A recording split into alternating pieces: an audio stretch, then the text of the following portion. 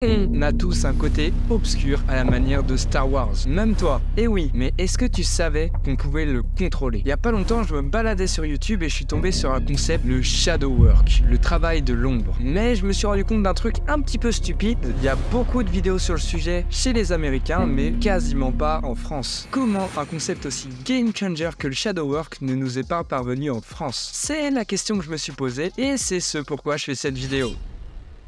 Étape 1, essayer de comprendre ce que c'est. Comme je vous l'ai dit tout à l'heure, la plupart des vidéos sont en anglais et je suis pas trop bilingual, donc ça a été un peu compliqué. Ok les gars, là je vous filme un petit extrait, je suis en train d'essayer de comprendre ce qu'est le shadow work, c'est vraiment la galère, mais j'y retourne et je suis en train de comprendre un max de trucs. Comme vous pouvez le voir, je suis en train de prendre des petites notes, ça se profite bien. Mais heureusement, je suis tombé sur une pépite, une chaîne en or qui s'appelle Clark Egley et le gars explique vraiment très bien. Et voici ce que j'ai compris au fur et à mesure de ces vidéos. Premièrement, le shadow work ça a été inventé par Carl Jung. Je pense que certaines personnes le connaissent, j'ai déjà entendu des personnes en parler autour de moi et selon lui on a tous une ombre. Donc une ombre c'est quoi? C'est quelque chose qui nous est inconscient en nous, qu'on a oublié volontairement ou non, qui nous empêche d'avancer. Donc ça peut être un événement qui a eu lieu récemment ou alors un événement qui a eu lieu dans l'enfance. Et cette partie de nous qu'on a préféré mettre à la poubelle et bourrer jusqu'à en rajouter de plus en plus en pensant qu'elle nous impacte pas du tout, en fait c'est tout le contraire, elle nous impacte et elle nous empêche d'avancer, c'est ça le pire. Qu'est-ce que ça peut être comme peur? Par exemple, si dans ta relation ça s'est mal passé et que tu t'es fait quitter ou alors tromper, eh ben tu peux avoir la peur que ça se passe pareil et du coup la peur de l'abandon ou alors la peur de te remettre au sérieux dans une relation. Eh ben ça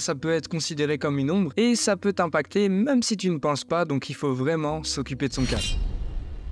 Mais tu te doutes bien qu'il n'y a pas qu'une seule ombre en nous et qu'il y en a plusieurs, et grosso merdo, sur laquelle il faut travailler, c'est ça la question. Pour ça, c'est un concept clé que j'ai eu un petit peu de mal à comprendre, mais voici ce que je vous recommande de faire pour savoir sur quelle ombre travailler. Vous allez utiliser la technique de la projection. Ça peut paraître stylé, en mode Spider-Man, c'est pour toi ça Zola. Je parie que ça t'est déjà arrivé de t'énerver contre une personne, alors que la personne n'a rien fait, et tu ne sais même pas pourquoi tu t'énerves. Eh bien, quand ça arrive, on appelle ça une projection. Et c'est pas à cause de la personne que tu vas t'énerver, non, c'est souvent que ça arrive au moment d'un tournant, quelque chose qui ne va pas dans ta vie, ça te permet de te rendre compte de ce qui ne va pas dans ta vie. Cette fois-ci, on va dériver cette méthode et on va l'appliquer lorsque tu vas juger quelqu'un ou alors lorsqu'une personne va t'énerver. Ça peut paraître un peu cringe comme ça, mais lorsqu'une personne t'énerve, c'est souvent que ce qui t'énerve chez la personne est présente en toi, dans ton ombre. Et oui, c'est ce qu'on appelle un CSC dans le domaine. Libre à vous d'y croire ou non, mais dès que tu vas te mettre à juger une personne ou bien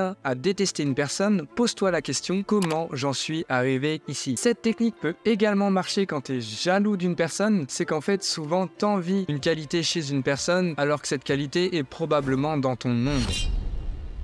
Une fois que tu as déterminé l'ombre avec laquelle travailler, tu te dis ok, mais j'en fais quoi de mon ombre? Je fais comme Brooke, je l'enlève. Cette ombre, on en fait quoi? Eh ben écoute bien frérot, tu vas bien visualiser ton ombre dans la tête et tu vas l'inviter autour d'un date. C'est même pas une blague. Ça peut paraître stupide, mais selon lui, ce serait la meilleure méthode pour s'en charger. Tu vas imaginer ton ombre juste en face de toi et vous allez discuter. Alors ça, tu peux le faire de différentes manières. Tu peux le faire à voix haute. Je trouve ça un petit peu bizarre personnellement, donc je te le recommanderais pas trop de le faire. Tu peux le faire dans ta tête, le seul problème c'est que dans la tête ça reste pas trop. Du coup, quelle est la meilleure méthode? La meilleure méthode, c'est que tu vas prendre un petit livre, un livre que tu sais que personne ne va toucher, bon bref, un cahier, et tu vas noter dedans ta conversation avec ton ombre. Et tu vas lui poser des petites questions. Tu peux par exemple lui dire: pourquoi tu fais ça? Qu'est-ce que t'attends de moi frérot? À un moment, ouais, qu'est-ce que tu fais chez moi? Ou bien, quelle est la chose positive dont tu veux me conserver? Car oui, c'est bien beau, depuis tout à l'heure on parle de côté négatif de soi, mais à un moment, pourquoi je le ferais si tout le temps c'est négatif, si tout le temps ça me met mal? Premièrement, si ça te met mal, tu peux mettre un pouce bleu. Ok, on arrête là. Oui, cette conversation, elle sera probablement douloureuse, mais il faut se dire que si on enlève un côté négatif, ça fait une charge qui s'enlève. Derrière chaque côté négatif, il y a toujours un côté positif. Imagine-toi enlever les poids à la manière de Lee. Tu sais, quand il arrive, il enlève ses poids contre Gaara. Imagine la même chose, à chaque fois que tu enlèves une ombre et que tu fais une conversation avec, tu enlèves des poids et du coup, t'es beaucoup plus libre et tu casses la gueule à Gaara. Imaginons que tu enlèves la peur d'être abandonné. Du coup, tu vas intégrer plus de groupes, ce qui est positif. Tu vas avoir plus confiance en toi, ce qui est encore une fois positif. Et du coup, ça va faire que ça ne sera pas totalement négatif.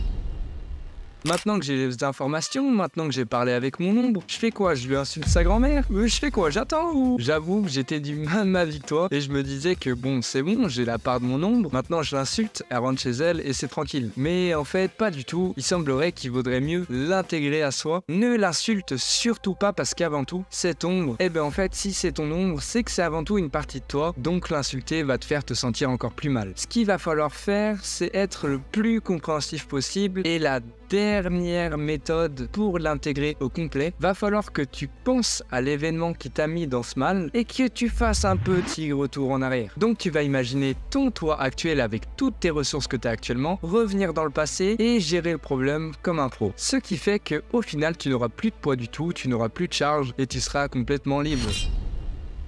Mais après tout, est-ce qu'un concept aussi bizarre peut vraiment marcher? Je vous avoue que quand je l'ai découvert, j'ai trouvé le concept un petit peu stylé, Shadow Work, le fait qu'on ait tous une ombre. Mais après tout, est-ce que ça marche? Car oui, ça a bien beau être stylé, mais si ça marche pas, c'est un peu nul. Il faut savoir qu'il y a deux types de développement personnel. Le premier, essayer de changer de vie, faire du sport, mieux manger. Et le deuxième, se connaître mieux soi-même. Les deux ont des effets pervers car à force de trop vouloir changer, on n'est plus soi-même, mais si on reste trop soi-même à un moment, eh bien il faut évoluer. Donc ce qu'il faut faire, c'est combiner les deux. C'est pour ça que je kiffe cette méthode parce que apprendre à se connaître, c'est bien beau, mais c'est compliqué. Comment je fais pour apprendre à me connaître? Alors que là, avec cette technique de Shadow Work, c'est vraiment opportun, c'est vraiment trop bien. Pour ma part, j'ai essayé le Shadow Work. Je sais pas si je maîtrise encore, mais le plus important, c'est de pratiquer pour réussir. Même si tu ne vas pas y arriver, au début, c'est normal. Et puis au fur et à mesure de pratiquer, tu vas te rendre compte que ça marche. Et même si je n'ai pas bien appliqué la méthode, à mon avis, j'ai eu des petits résultats quand même, ce qui fait plaisir et ce qui est très bien. Donc si cette vidéo t'a plu, n'hésite pas à la liker, à t'abonner, à me donner ton avis en commentaire parce que ça m'intéresse énormément. Et sur ce, tu peux aller voir cette vidéo pour voir pourquoi j'ai désinstallé tous mes réseaux sociaux, mais pour autant, je ne te le recommande pas du tout. Et à plus!